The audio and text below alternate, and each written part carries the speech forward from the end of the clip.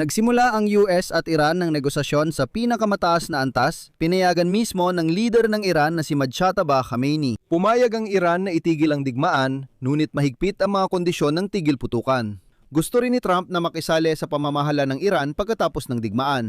Sa Washington, sinabi nila kung sino ang handa nilang kausapin sa Tehran. Sarado pa rin ang Strait ng Hormuz habang tuloy ang pag-atake ng Iran sa Israel at mga bansa sa Persian Gulf. Inanunsyo ng Qatar ang isang sakuna sa mga gas field at pinalalawak ng Israel ang digmaan papuntang Lebanon.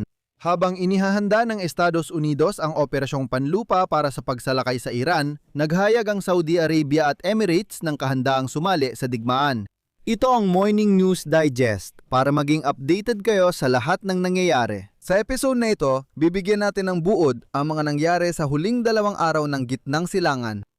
Ako si Alexi Pecci.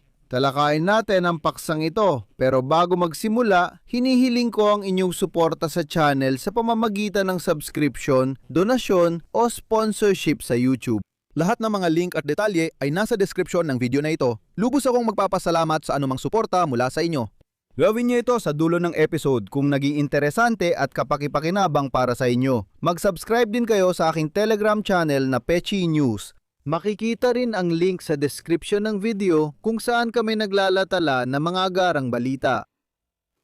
Pag-usapan natin ito sunod-sunod. Ang pangunahing paksa kamakailan ay ang negosasyon ng Estados Unidos at Iran ukol sa pagtatapos ng digmaan. Sinabi ni Pangulong Donald Trump na nakipag-usap siya sa Iran at pumayag umano ang mga ito na itigil ang digmaan at magbigay ng mga konsesyon sa Washington kabilang ang pag-abandona sa programang nuklear at mga misil nila.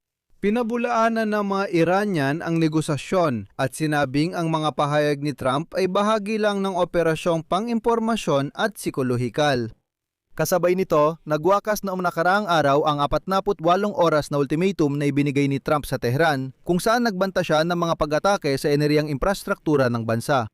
Pagkatapos, binigyan ni Trump ng 5 araw ang Iran para magdesisyon bago ituloy ang digmaan. Ayon sa ulat, pumayag ang bagong kataas-taasang pinuno ng Iran na si Mojtaba Khamenei na makipag-usap sa mga Amerikano.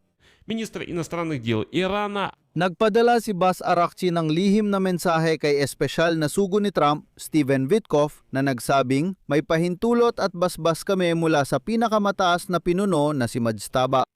Pagkatapos ianunsyo ni Trump ang mga negosasyon na maaring humantong sa isang kasunduan, agad itong itinanggi ng Iran.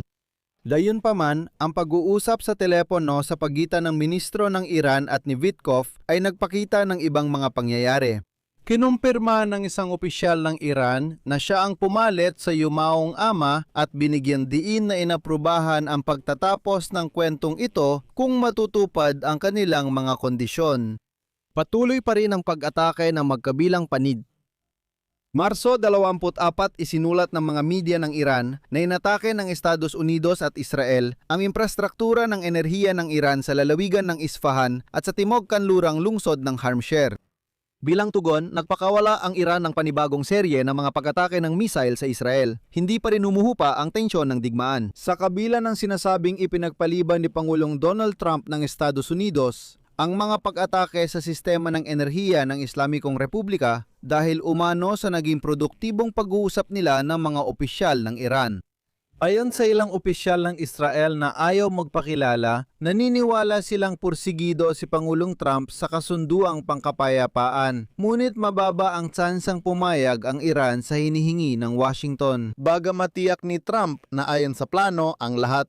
Kasabay nito, nag-post ang embahada ng Iran sa South Africa sa social network na X ng larawan ng isang pink na laruan na manibela ng bata. Mukhang ito ay pangumutya sa ideya ni Donald Trump na binanggit niya sa isang mamamahayag na maaaring makipagtulungan sa pinakamataas na pinuno ng Iran upang kontrolin ang paglalayag sa Strait of Hormuz at ang sitwasyon sa Iran. Parang hatiin ang kapangyarihan. Samantala, sinasabi ng Pakistan na maaaring maganap ang direktang pag-uusap sa pagitan ng Estados Unidos at Iran sa Islamabad ngayong linggo.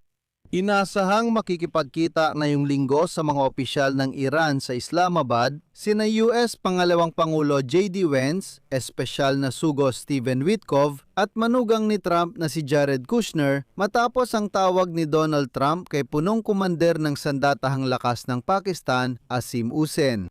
Sa parehong panahon, itinampok ng mga Amerikanong media ang isang tao na sinasabing maaaring maging leader ng Iran na maaaring makipagkasundo sa mga Amerikano.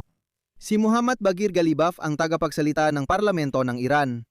Itinanggi niya ang kahandaang makipag-usap at tinawag na kalokohan ang ulat. Ngunit dito, kailangan nating bigyang pansin na kasabay nito ay aktibong iniimbitahan ang mga Iranian sa negosasyon sa Pakistan. Si Ghalibaf mismo ay isang kinatawan ng pampulitikang pamunuan. Siya ang tagapangulo ng korps ng mga tagapagtanggol ng Islamikong Revolusyon at malapit kay Mojtaba Khamenei, ang pinuno ng Iran na hindi kinikilala ng Estados Unidos. Ngunit si Ghalibaf pa rin na tumatanggi sa negosasyon ang pupunta sa Pakistan para sa unang direktang pag-uusap sa mga Amerikano, kaya dapat itong pag-isipan.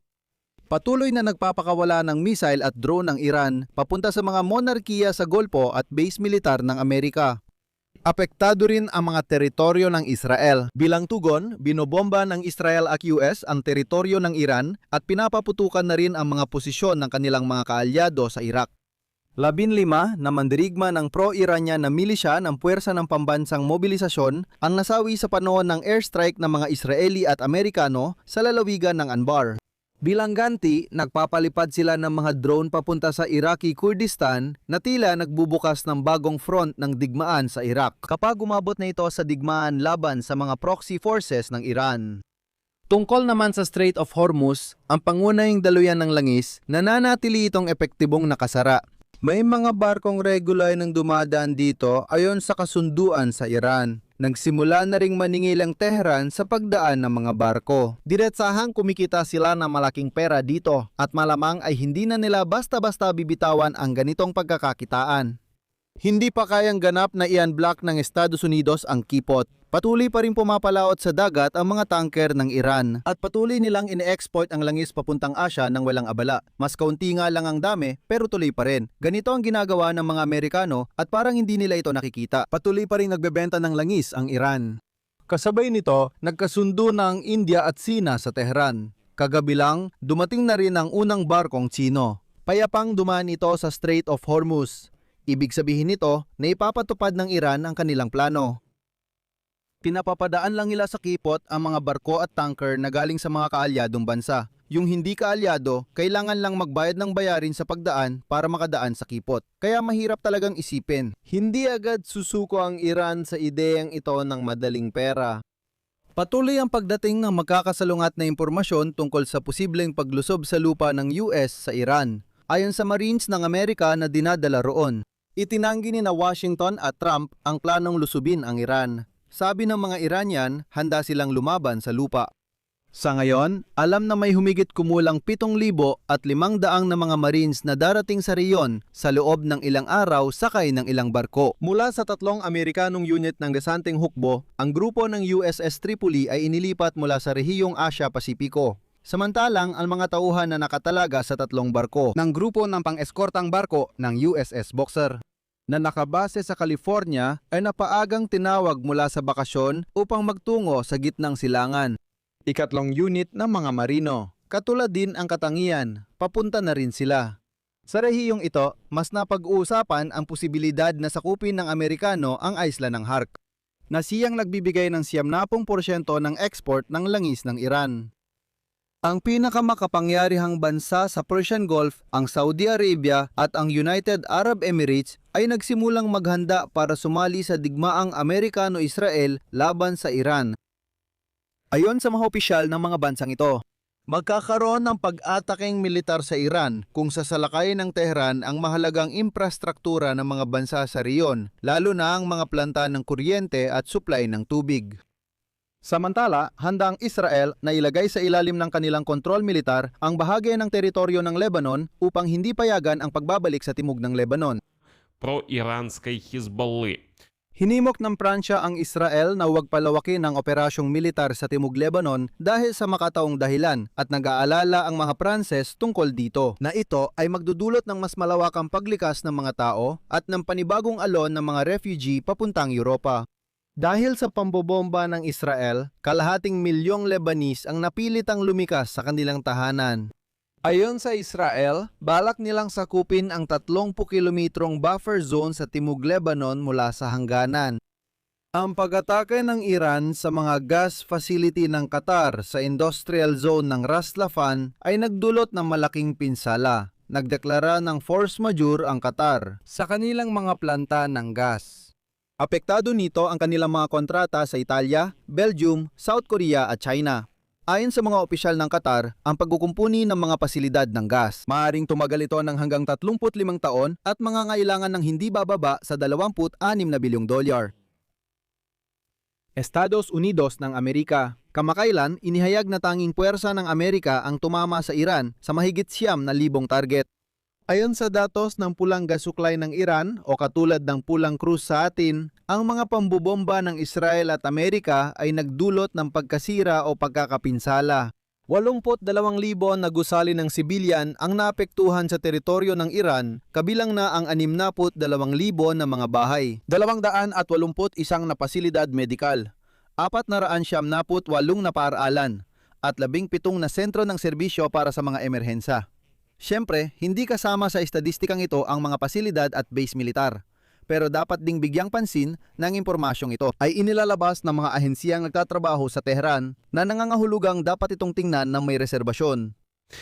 Тем временем Ливан. Matapos ang desisyon ng Iranianong embahador, kinundena ito ng mga maka-Iran na Shiite na partido at tinanggap ng Israel. Sa social media, hindi nagkakaisa ang mga Lebanese na lalo pang binibigyang diin. Sa kabila ng lahat, may suporta pa rin dito ang Hezbollah.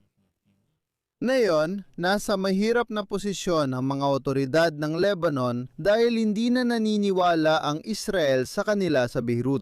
Kayang pigilan ang puwersa ng Hezbollah sa anumang paraan. Idineklara ng Pilipinas ang state of emergency sa enerhiya dahil sa pagsasara ng Strait of Hormuz at kakulangan ng supply ng langis at gas. Sa Bangladesh, tumaas ng halos 80% ang presyo ng aviation fuel.